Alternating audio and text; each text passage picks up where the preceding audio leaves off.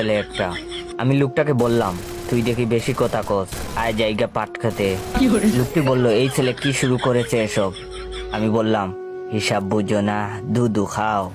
এবার আমার আম্মু বলল, এই তুই কি শুরু করলি এসব, আপনারা কেউ কিছু মনে করবেন না, ও আমার ছেলে, আসলে আপনাদের সাথে মজা করতে। লোকটি বলল, এই পরিবারের কিছুতেই আমাদের ছেলেকে বিয়ে করানো যাবে না, এখানে কি আমাদের অপমান করার জন্য নিয়ে আসা হয়েছে? এই চল সবাই।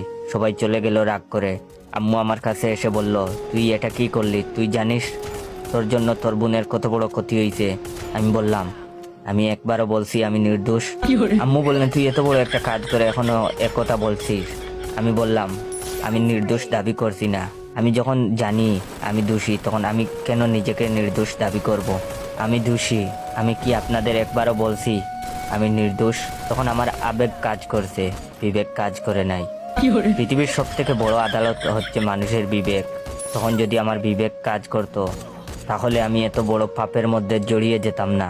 আম্মু বলল, তোর আব্বু আসুক, তারপর তোর বিচার হবে। আমি বললাম, আমার ভুল হয়েছে, আমাকে ক্ষমা করে দেন। আম্মু রেগে মেগে চলে গেল। আপুর তো হাসতে হাসতে অবস্থা খারাপ। আপু আমাকে 1,000 টাকা দিয়েছে, টাকা নিয়ে আমি গায়েব। পরে যা হবার হবে, বিয়ে ভেঙে দেওয়ায় 1,000 টাকা তো পেয়ে গেছি। ইয়াহু।